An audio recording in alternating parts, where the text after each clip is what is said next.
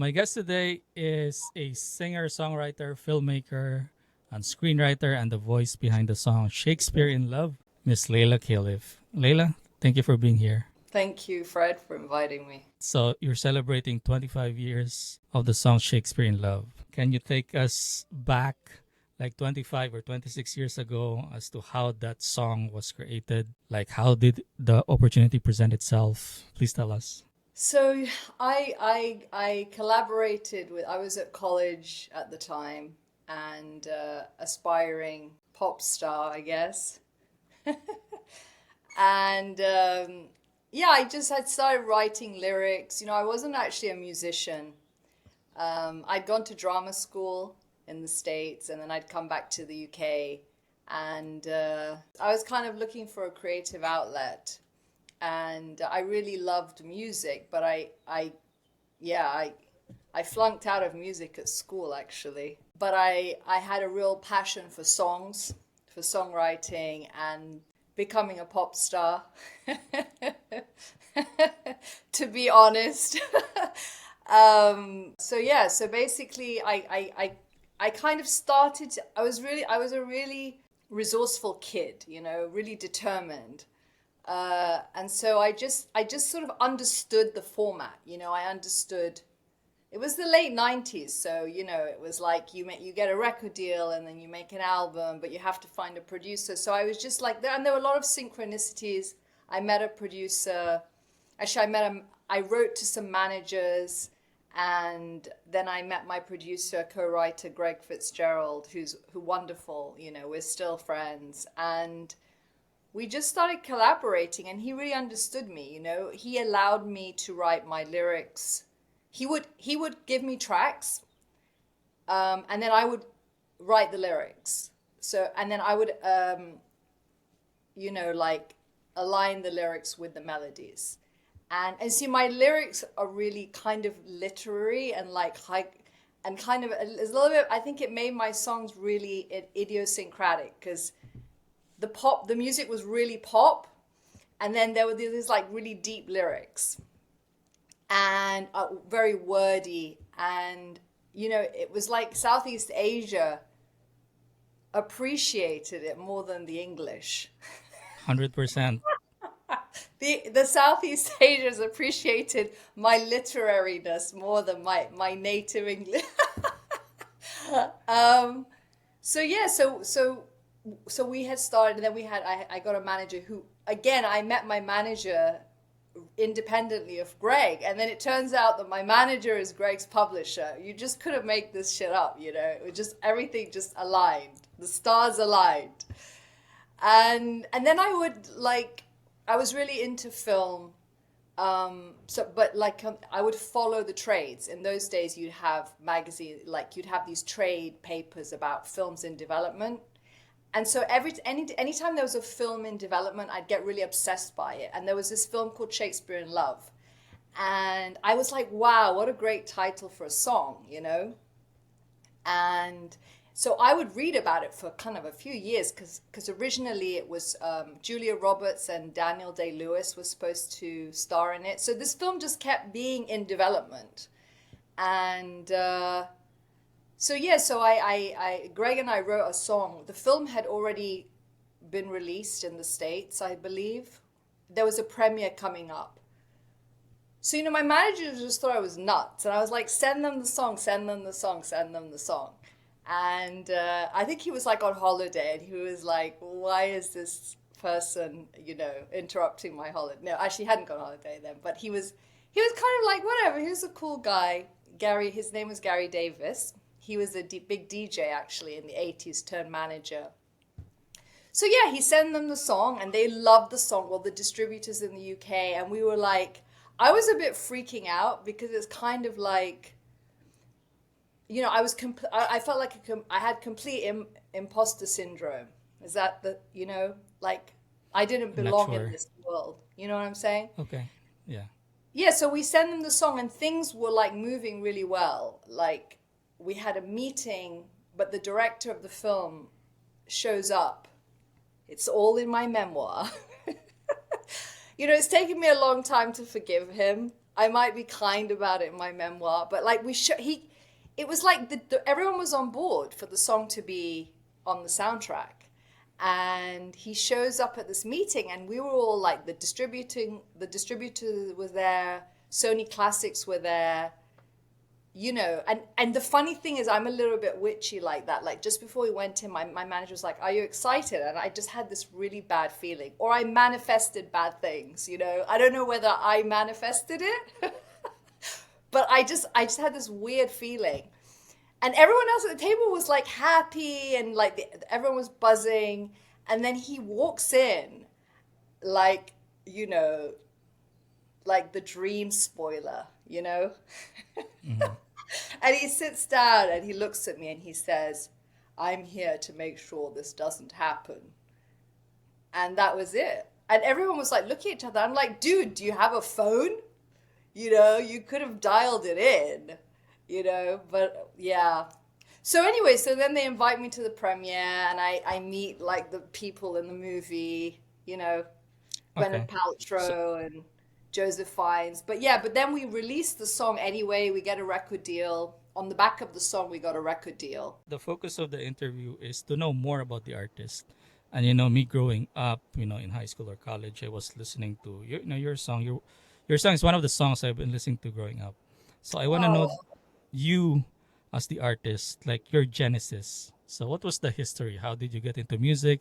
Your pop star inspirations because you want to be a pop star, and so on and so forth. So please tell us about it. I have this complicated personality in that I wanted to be a pop star, but I was kind of like, I also wouldn't write songs unless I was really inspired to write them. And I had like this kind of literature background. And I didn't really, and I came from a conservative culture, so I wasn't going to be, you know, I was kind of conservative, but I wasn't, for my culture, I was kind of wild and breaking the rules. So, yeah, I wanted to be a pop star. I think all like psychologically damaged people want to be pop stars, right? Like, who were those singers that really inspired you to become a pop star, or So, songs in your childhood that? I'll tell you something that I've never told anyone ever. Okay. It's like I'm at the stage where I like don't care. So I was this is the first time I've ever spoken about this, okay? Okay. So be prepared to be shocked. I was crazy about Michael Jackson when I was a Mhm. kid. And I lived in Dubai, but like when I say I lived in Dubai, I lived in old Dubai. Dubai in the 80s. I was a kid in the 80s. Dubai wasn't flashy, fancy Dubai. Dubai was just a town, you know what I mean? And but we had a lot of we were exposed to a lot of American culture. So I grew up like I used to ride horses. That was my thing. Yeah, after school I'd go to the stables, I'd take my horses out because I was a show jumper. So I was like an athlete, I guess. Like when I think about it, like now with my kid, like I was like, how did my mom ever get me to go riding every single day? This was like every single day we'd have to train. I was like, thank God I had an activity because I'd probably be like dead somewhere because I was kind of crazy, as a kid. But I remember the first time I heard Billie Jean on the radio. That bass line, dun dun dun dun dun dun dun dun Right. dun. And I just remember it like it was the second coming. I remember it so well. So what I must have been around 12, 13. And it just like pierced me. And then I became so obsessed with Michael Jackson. And we used to go on the weekend to this club, this kids, like a leisure land. It was like an ice ring and a bowling ring. And I would dress up as Michael Jackson, okay? And my brother had gone to Florida. He was a tennis player, and he'd come back. I think he regretted the day he ever did this. He came back with the Billie Jean and the Beat It. We Mhm. were in England because we used to spend summers in Cambridge because my mum's English.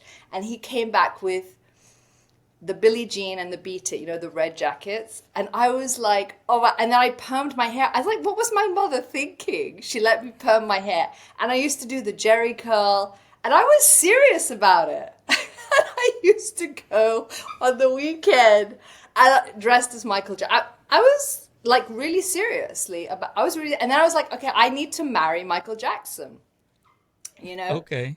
And I think it was escapism, but I was super obsessed with Michael Jackson. And yeah, Did you ever meet the guy? no,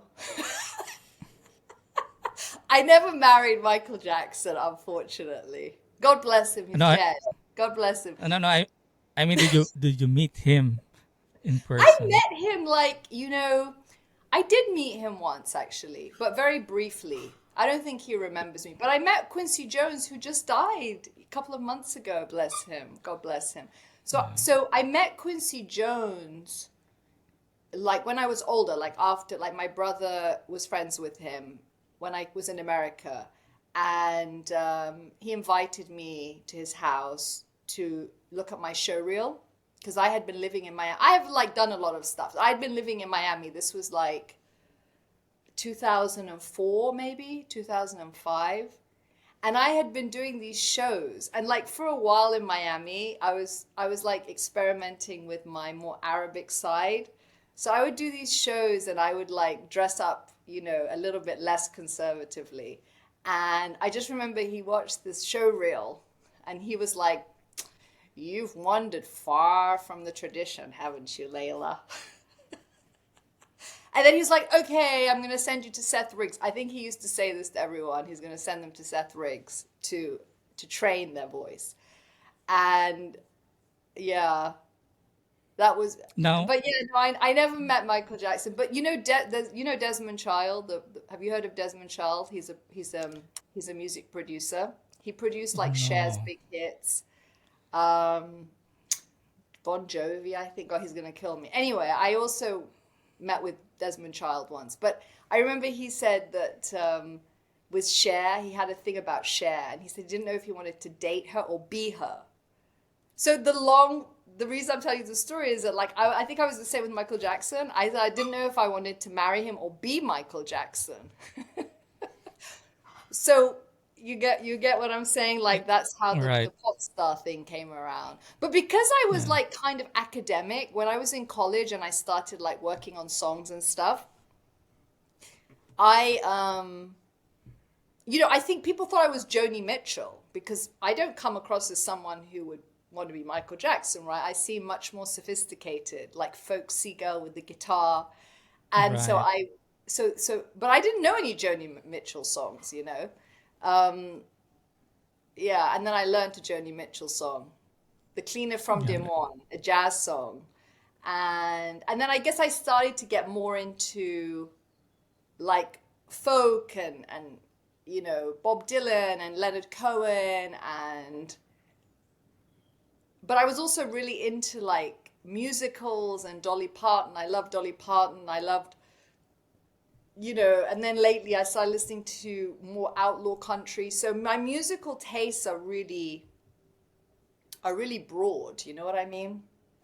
Yeah.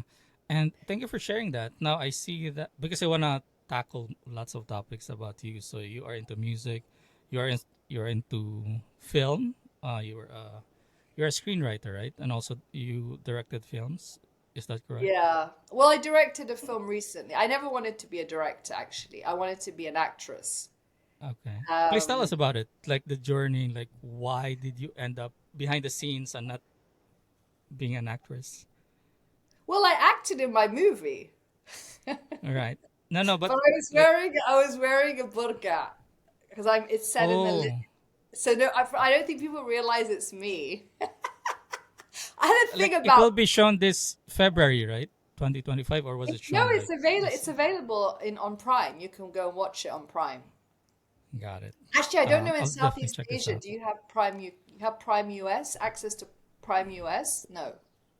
I can use a VPN to have like US IP address and then check it Or I because can I've been send you. wanting to I check can it. send it to you if you want to Oh, watch it. I would love that. I would Yeah, love that. yeah. Yeah. Remind me So, because so I might forget, but I'll send it to you. Yeah, sure, no worries. I'll send you a Vimeo link. got it. Thank you. Now let's talk about that. Like from being a pop star to becoming a director and actress. How was the transition like? Or did you force your I way to think become a director and actress? Oh, okay. So, like I said, growing up as a kid, riding horses, wanting to be wanting to marry slash be Michael Jackson. I was also into Hollywood movies. So, and I used to watch a lot of Hollywood classics.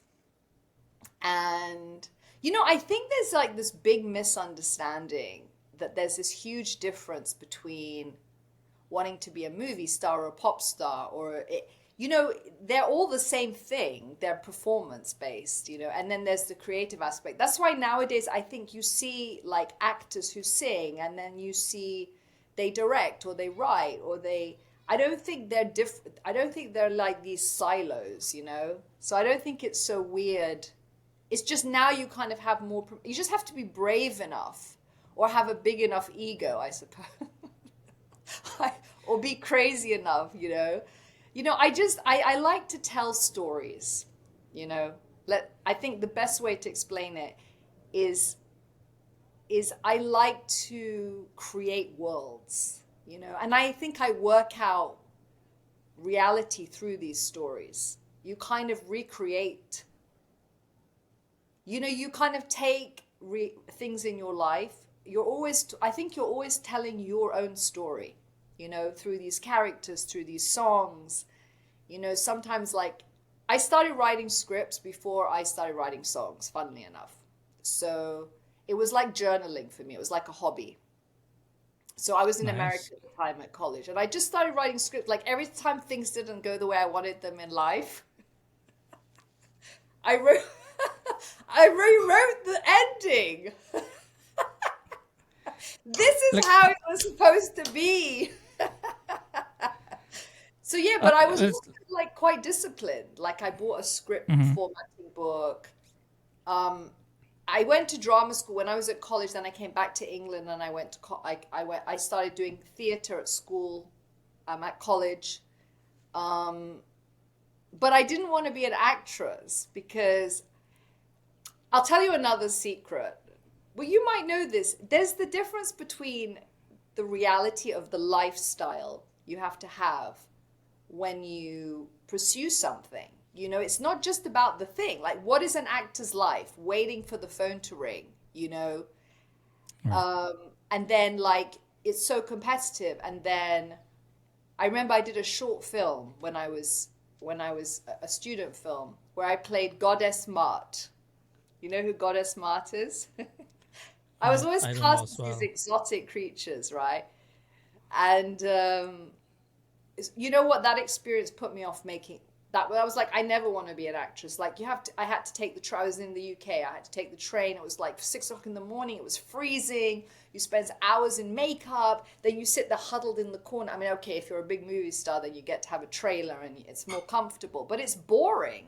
There's a lot of waiting around, um, setting up shots. So and then obviously I was like, well, I don't want to be an actress, and also I didn't like the idea of, you know to be honest with you, like love scenes and all that kind of Right. stuff.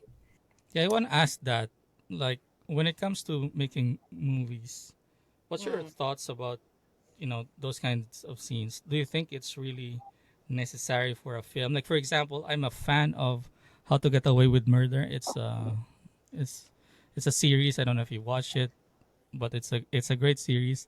And then it's about, I don't know, there's a crime, they have to resolve it, and then there's are some sex scenes that for me doesn't really affect the movie in any way.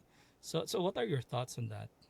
Because I was able to speak to Waymond Boone, like the vocalist of Splendor before, and he's also directing. He said that as a director, he needs to do it to somehow promote the movie, to get some attention. So I think that's his reasoning. So how about you? What are your thoughts on that? I mean, I don't personally like watching sex scenes, Mm-hmm. like I find it uncomfortable, you know. Um, Maybe I'm a bit of a prude, actually, and I'm a bit romantic. So also, I think what's really erotic is when you don't have sex scenes, like for example, I don't know if you've seen this movie called The Age of Innocence, Martin Scorsese. Have you ever watched this movie? I'm not a movie geek, so I wasn't able to watch that movie. Well, I think it might be the only film he did. It's like a period drama, and it's a beautiful film, actually. It's not what you imagine with Martin Scorsese. I mean, I do actually like Martin Scorsese's films. I like a lot of things, I like a lot of different genres. But in this film, it's like a love story. Um, and it's set in, God, now I'm going to show myself up, but it's set in like the late, late 19th century in New York. And it's Daniel Day-Lewis and Michelle Pfeiffer and Winona Ryder. Anyway, so in the film, Daniel Day-Lewis's character is in love with Michelle Pfeiffer, but he has to marry Winona Ryder, like he's betrothed to marry her.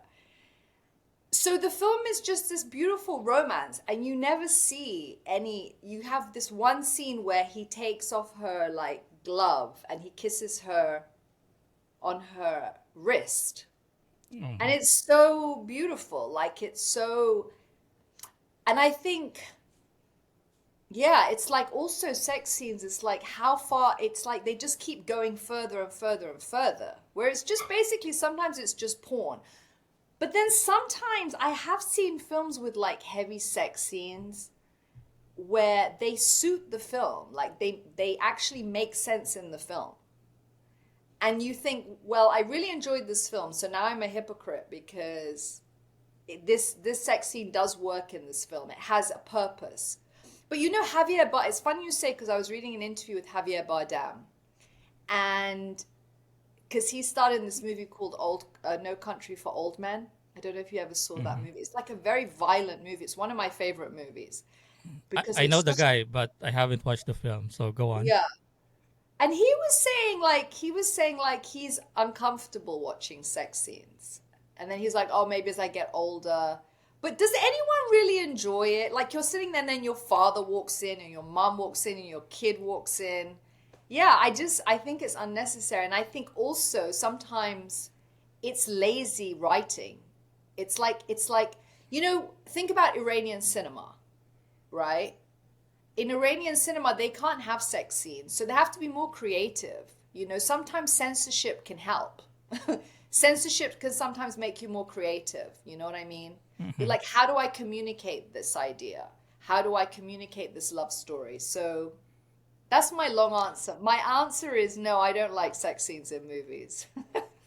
That's a really good quote. Like censorship makes you creative. It's a really good line. That's probably the line of 2024. Like censorship makes you creative. I swear I'm gonna use that quote. so Okay, so Dan. thank you so much for that. Please have it. It's yours. Thank you so much. Now let's talk about your memoir. When is it going to be published? Is it ready? Tell us about it. It's you're always writing until the last minute. So I keep going back to it. The thing about writing memoirs or writing literature, like writing long form, I would say. So, you have different styles of writing. You have poetry, songwriting, short stories, script writing. So this is like a completely different beast. You know what I mean? Yeah. And for me, I have so much respect for writers, like novelists, and because, it's really a difficult art form. Plus, talk about censorship. It's like, okay, I have so many stories. So I've been writing my memoir for like, I don't know, when I start writing, I probably started writing my memoir like a long time ago. I Like can't what, even 30, remember. 40 years? For, I'm not that, yeah. 20, I think, no, I think 2007, maybe I started Hmm. just writing pieces. Because, like, it's like with script writing, like, a lot of my stories are not autobiographical, but like my film is about my father's childhood. Um, Are you also so, very critical with your memoir? Because, sometimes when I read my old letters, I cringe because is this me? This is not me now. Maybe that was me before, but right now it's like 100% not me. Are you like that? Like, oh, this no longer the Layla of today. I have to change it. So I think there's many me's. Like sometimes I think you have many personalities in you, many voices. The thing about writing a memoir is you have to find your narrative voice. You know what I mean by that? Like, is this a funny memoir? Is it serious? It's like with songwriting. Is this is a country song? Is this like a pop song? Is this a folk song? And then the style of writing, because there's the you in the memoir, the narrative voice. And I have a side of me that's really quite cynical. That's why the Shakespearean love is like this sweet song, and I'm like, but that's not who I am. You know what I mean? That's just a part of me. There's another Right. part of me that's kind of like dark and sinister. And there's another part of me that like thinks about death every day. And there's another part of me that's very spiritual. And there's a part of me that, I'm also a bit of a shapeshifter. So like when I live in America, I start speaking with an American accent. And then when I live in England, it's like I'm very like I dis how can I explain it? I'm not one thing. I mean, there's a core to me. I know who I am in my core. You know what I mean? It's not like I Right. like have multiple personalities. But I also have my writing is very funny.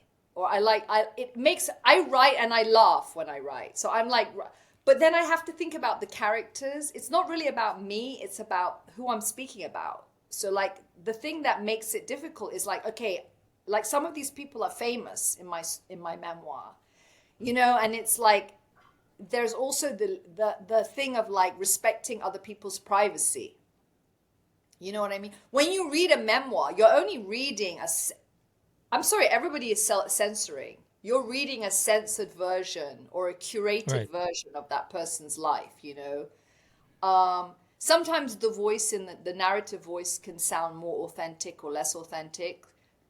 I mean, I'm a writer, so obviously I'm writing my own memoir.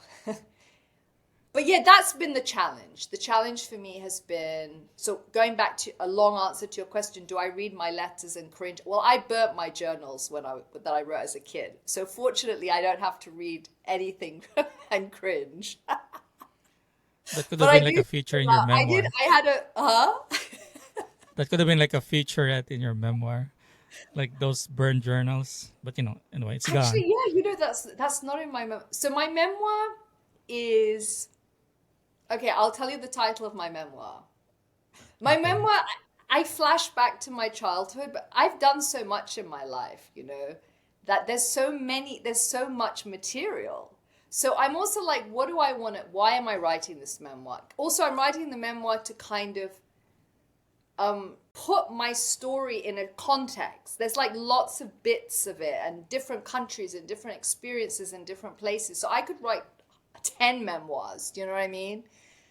Yeah. Um, but when I went to America, so after Shakespeare in Love, I went to the States. Like I said, I was invited to the States. But before I was invited to the States, I started like wanting to go back to the States, to release my album, Enough Rope. Because Shakespeare in Love was on my record, Enough Rope, which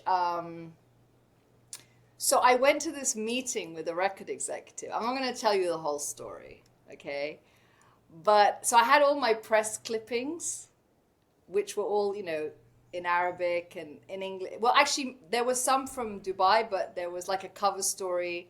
But there was Asia, mainly Asia, and stuff. But you could tell that I'm Arab, and obviously in the and this record executive was kind of uncomfortable with me, and he said to me, "Be careful with the Arab thing. This is America." And I was like, "Wow, thank you. That's a perfect title for my memoir." So that's the title of my memoir. Be careful with the Arab thing. This is America. Do you Wow. like it? Um. Well, first thought I Okay, would. here's other options. And you okay, Yeah. okay, maybe that's just a working title. But anyway, getting back to what I was saying, the memoir is still, like I said, I'm still revising the memoir. I Right. did get an offer during COVID, I think, or 2 or 3 years ago. I did get a contract to publish it. by a small press in the States. But I didn't. Is there a I date I didn't go for with that? it. I was too So nervous. so far you don't have any release date for the memoir. No, no, I don't. I don't like. I think that contract ended, so I have to start again. And you know what? I'm Do you saying that I'm releasing my. do you think you'll ever finish your memoir? No, no, I'll definitely. It's almost finished. Okay. Oh Okay. no, no, no. So The by mem. 2025. I'm rewrite. I'm editing it, and also when you get if you get an agent or a publisher, they also they make you revise it. But no, it's not about it's gonna be finished. It's almost finished. Okay. I have to add a couple of more chapters. But maybe I still have to live the final chapter before I die. But I have Hmm. to publish it before I die. Also when you get older, you don't care anymore. This is the great thing, people always say getting older sucks. I'm like, getting older is great. You don't care anymore because your life is just your life is important to you and it's important to your loved ones but your life story, even if you're like remembered, even if you're like Cleopatra, the version of that person's story that remains with us might have nothing to do with the reality of that person. Do you know what I mean? Right. Like, even people that we remember in history, are they the same person that existed? So I'm boring you now, I can tell. No, I just want you to speak because I want to learn more. Oh, sorry. No, like, um, Because I don't yeah. want you to stop because if I interrupt you, you might, lose your train of thought. So don't want that to happen. Oh, okay. No, I'm sorry. Like, but I want you to like talk to me. Tell me about Okay. yourself. Tell me about yourself. Tell me about like Shakespeare in Love in the Oh, Philippines. you want to have a conversation. Okay. Because Yeah, I no, I thought really want to have a conversation. I feel like I'm taking up all the oxygen in the room. no, I just want you to speak because, it's all about you. So, here's my story about Shakespeare in Love. I believe I was in high school or college, not sure, but it was one of the hits in 1998 or 1999. So there was that Aerosmith "I Don't Want to Miss a Thing" song, and then there's that Shakespeare Yeah. in Love. So I was open to all genres, and your song is one of the songs that have been played over and over again, to the point that it's overplayed that really you get mad sometimes. You get irked when you hear it because it's overplayed. But it's one of the songs that I've been listening to. People in the Philippines really love it, as you can see in your analytics or insights in Spotify. Like Yeah. Philippines is really like one of the main countries that listens to your song. So thank you for sharing that song. We're Why do actually you think it almost was so near. popular? Sorry, what? Why do you think it was so popular in the Philippines? In my opinion, it's very relatable, and I guess There's also a movie, Shakespeare in Love, and Shakespeare.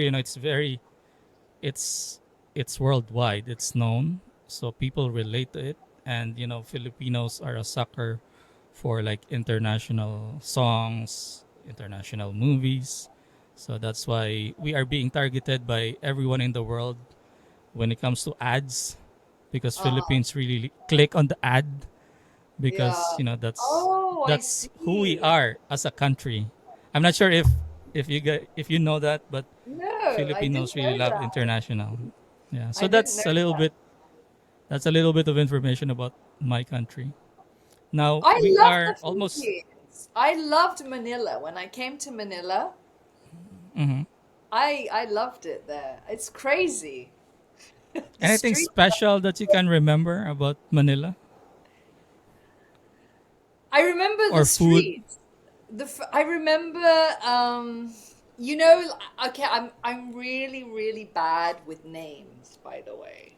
So it's I can't remember what it's called now. It's like a rice dish with like there's a soup. Um, I always it's like a rice. It's like it's. actually, that might be Indonesian. I might be showing my ignorance. If But I it's just remember rice, Manila, the shopping malls.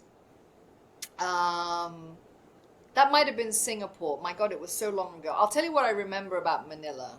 I remember, like I said, we had a police escort in the mm-hmm. street, but it was like a fun ride, you know? It was like down the, it was like busy, and I just remember it being very lively and just, I was jet lagged during my Southeast Asian tour. Um, so I went to Singapore, the Philippines, and Malaysia, and it was just one big blur, you know. Um, but It's I know, understandable. yeah, but like, I know a lot of Filipinos. I live in Dubai half the year. Right. I'm from Dubai, so it's Yeah. not like There are lots of Filipinos in Dubai as well. yeah, so it's not like, and actually a lot of Filipinos in Dubai would tell me, about Shakespeare in Love. So like back in the day, you know, I joke with people. I'd be like, or like my friends, my one of the trainers at the center's wife is from the Philippines, and she was a singer, and she used to sing the song in her show in Dubai. It was one of the songs she did. So I understood that Shakespeare in Love was a thing, particularly with like, and also like there's a lot of covers online by Filipino singers. And I know the Filipino culture is really into music. Right. So, and every Filipino I've ever known can sing.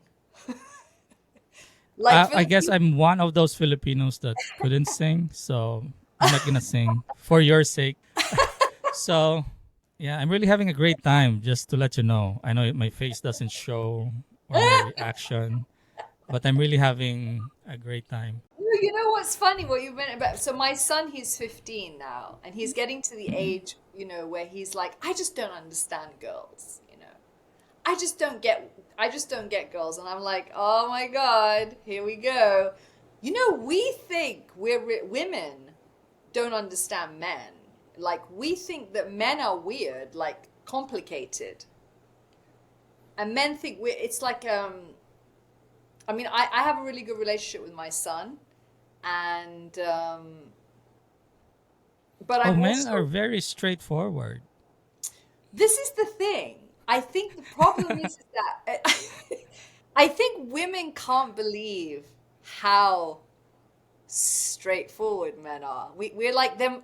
We're looking for the complexity, Right. and then I think men think that we are complex. But to us, I mean, I can't speak for all women, but I think for us, we're not complicated. We're just I can't. It's a weird thing, isn't it? It's like if Like, you're do women want to be challenged? Is that it? Or because sometimes a no, like when women say no, it's not always a no. Like it's a yes somewhere. We just have to dig deeper to really understand what they're answering or they're saying. I mean, I'm a very straightforward person. So Hmm. my yes is a no. That was a Freudian slip.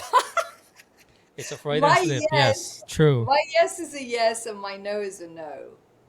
So if I'm like Okay. no, like my no might be followed by a lot of cussing out, but if there's going to be a yes in there, you'll know there's a yes in there. But no, I'm not. It's interesting what you say because I had girlfriends when I was at college, and yeah, they would have men, like guys, interested in them, and they would keep rejecting them, but eventually they ended up with them. So I was confused because I was like, I don't do that. So I had a friend who had a thing for me for like years and years and years. And I think he thought I was like that kind of woman. If he just kept persisting, eventually Okay. I would give in. And I was like, no, my no is a no. There's no Oh, poor yes. guy. There's no yes at the end of this no. It's just a no. Oh, what a So poor guy. yeah, but maybe I don't know. But men are I'll tell you something about men. Men don't like to be pursued by women, you know? Men like to pursue. I don't care about like this politics, so being politically correct. I think men, you know, I think men like to be pursued, but don't like to be pursued by women. I think they prefer to be the or they what do you am I right? I'm like I can't speak for men. I mean, you're more qualified to speak for men. I when women make the first move, I don't really mind if they will pursue me. I don't really mind as well because men are like relaxed, we're chill. Like if you love this kind of relationship, we're cool with that. That's how I would approach it, or that's how I would react. So I guess it's not really a big deal, unless if we're Did being harassed, then that's the time. did your wife pursue you? Come on. Did she? No, I was the one who made the first move. Yeah, that could probably answer your question. Yeah, you're right. I give up. No, So men think. I think they're flattered. yeah, Uh, that's correct. I think it's probably that men want to know that they're not going to be rejected, right? They don't want to Yes, be it's rejected, so you have to kind of let them know that if they make the first move that you're going to be interested. I think maybe that's what you mean. that's also funny because if I get rejected, if I'm the guy that who was pursuing you and you said no to me, I would stop. I'm not gonna continue pursuing like what the other guy did. So Right. yeah, I would have done a different way instead of pursuing you. But maybe that guy is really into you. He maybe No, but sees I he saw don't his think future with you. I think I think for straight men, if they're Mhm. really good friends with a woman, it's just natural for them to think, oh, we should be together, because they have Mm. this really, like, we were really close. We had like a really good connection. But I think it's hard for straight men to like be friends with a woman, you know. I disagree, but it's another topic. That's for a different day. I mean, And thank you so much for. I'm just talking shit. I don't know what I'm saying. Ignore me. If you interviewed me probably tomorrow, I would say a complete Yeah, opposite. maybe a different thing. I agree. Anyway, I know you have to go. I have, but there's like one more game. If you have like 10 minutes, can Of we extend for like course. 10 minutes? Yeah, why Nice. So I'm not? gonna share. I'm gonna share my screen and let me know if you know all the songs on the screen. Okay. This should, yeah, this should be fun.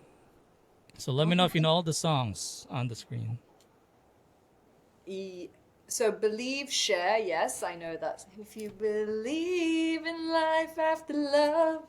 Yeah, I love that song. Yeah. I don't want no scrub. Scrub is the guy that can't get no love from me. Okay. Hit So me, this is going to baby, be the one game. more time. Am So I supposed to be so you doing know this? all. Kiss. No, you should be reading it. Oh, sorry, sorry. Kiss me, six. Yes, I know that. Living La Vida Loca, Ricky Martin. Yes, I know that. I want it that way. Backstreet Boys, Truly Mad. Yeah, of course I know all these songs. I don't want to miss a thing. Aerosmith. Of course I know all these songs. Right, because they were released during the 1998 1999 Uh huh. era. But anyway, so this is the game. It's a bracket game. So we're going to pit them against each other, and then whoever proceeds to the next round will have a chance to play for the final. So it's a simple game. Oh, I love this. Okay, let's go. So What? so to Okay.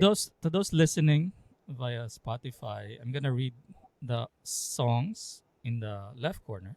We have "Believe" by Cher versus "No Scrubs" by TLC, and we have "Baby One More Time" by Britney Spears versus "Kiss Me" from Sixpence, and on the right corner we have "Livin' La Vida Loca" by Ricky Martin versus "I Want It That Way" by Backstreet Boys, and then we have "Truly Madly Deeply" by Savage Garden versus "I Don't Want to Miss a Thing" by Aerosmith. Now, the criteria will depend on you. I'm not included, so you decide. Whatever will be the outcome will based on your criteria, of course.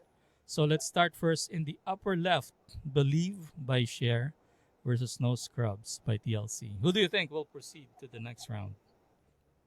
Oh shit! No, wait, stop! I don't understand this game. Proceed to. Okay, so this is what's going to happen. You are going to choose a song who will Yeah. proceed to the next round.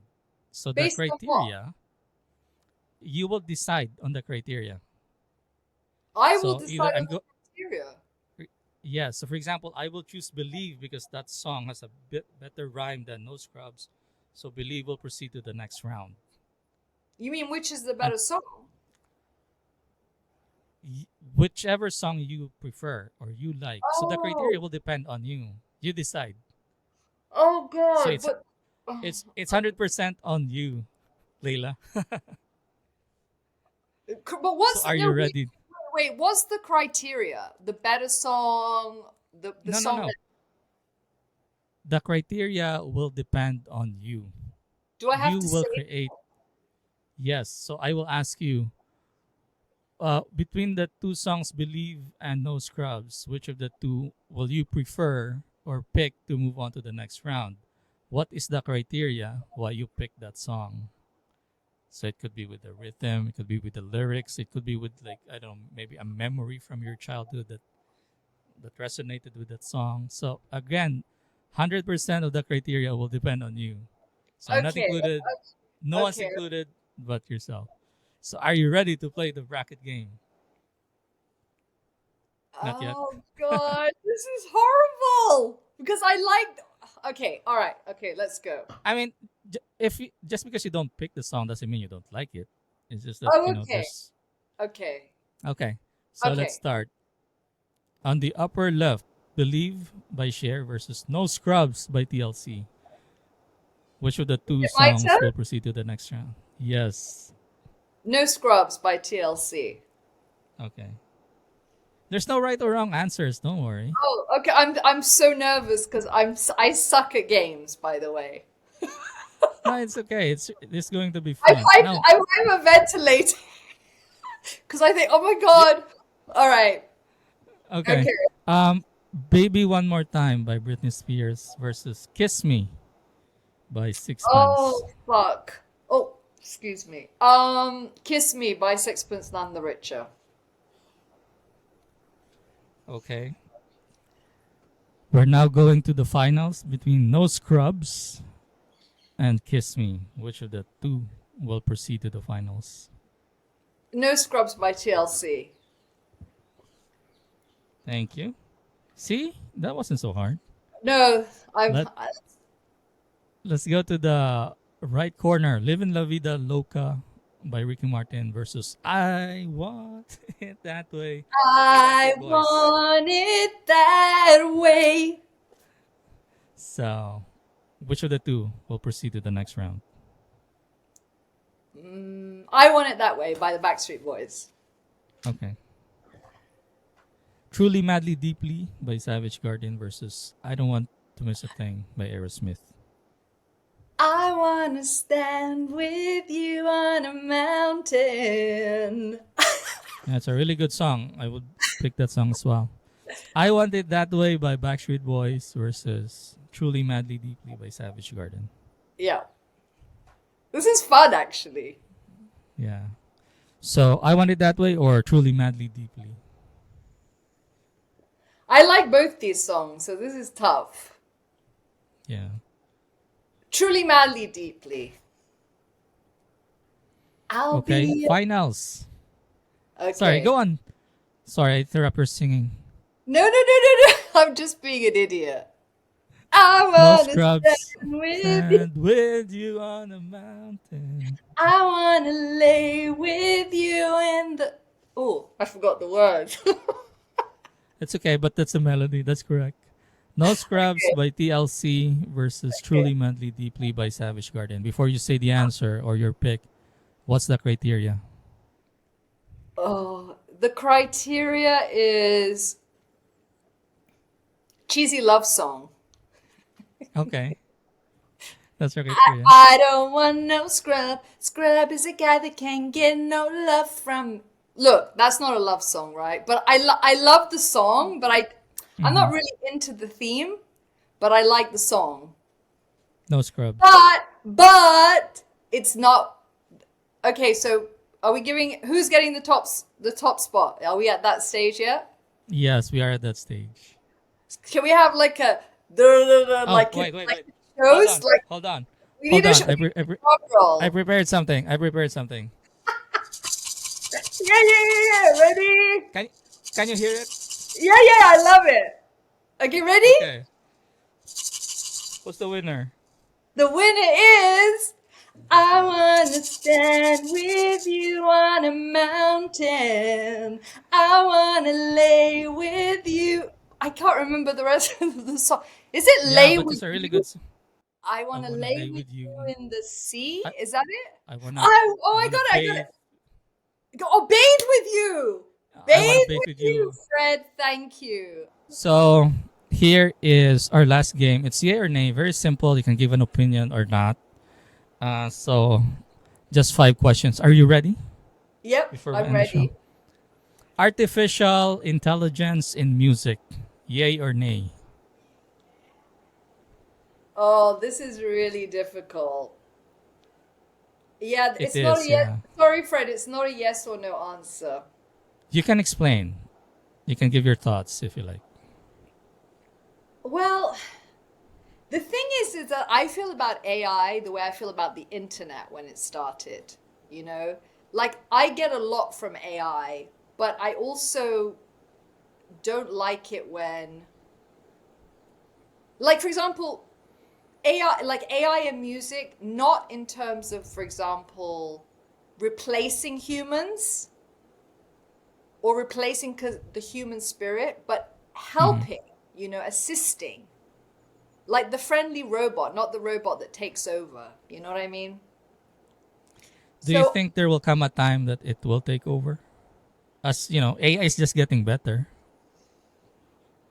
you know what I think? I think it could go either way, right? So I think AI can liberate people to return to their soul, the spiritual life, you know? Because either you have two possibilities. Either we're just like walking meat machines, we have no soul, and then who cares, right? I mean, there's then AI is just as good as, you know, like, you know, Hmm. it just saves me from, or we've lost our spiritual connection to the divine and our essence, and AI will just take the heavy lifting and all the boring stuff. And then we can all just like rediscover our essence. You know what I mean? Yeah. That's So how I in look at it. short, yeah. So you're okay with AI as a tool, but not really replacing, you know, humans like being because I think with the development of AI, there will come a time wherein there will be like a singer that's an AI. I think it's possible, but No, we I don't know. don't think so. To be honest with you, that already exists. People know the difference. Okay, I'll give you like a positive like spin on this, yeah, because also Hmm. you never know what the next generation. Like my son, he hates AI. Like he won't even use Chat GPT. He's like, Mom, I hate robots. Like we were in the airport and this little robot came around and he was like, get that thing away from me. And he's 15. You know what I mean? Like he Right. wants to be in nature and he wants to like, you know, live with the animals and be part of nature. That's his real. I mean, he obviously he games and he's on computers, but so you never know what's going to happen with the next generation. So I wouldn't worry about it. Okay. Thank you so much. Now, next yay or nay question. Now you can give your opinion or not. This Yeah. one is controversial. Beyonce winning top female country artist. Um, yeah, whatever. I don't care. I mean, I don't have skin Cool. in the game. I don't feel I'm very like neutral about it. Okay. Thank you so much. Well, those are actually just the two yay or nay questions I have. So I can't give yes or no answers to things. Oh, I'm it's okay. allergic. It's Yes. Thank you so much for your time, Layla. This has Okay. been like really a pleasure. I really had fun. Again, it may not show, but I really had fun. I just want you to talk more. That's why I've been quiet No, no, during the interview. it's been great. And thank you so much. And I'm so grateful, that the Filipinos have kept Shakespeare in Love alive. I really am. It's heartwarming for me. And I'm sure Greg feels the same way because I didn't write that song on my own. So this is like hats off to Greg Fitzgerald, my collaborator on that song.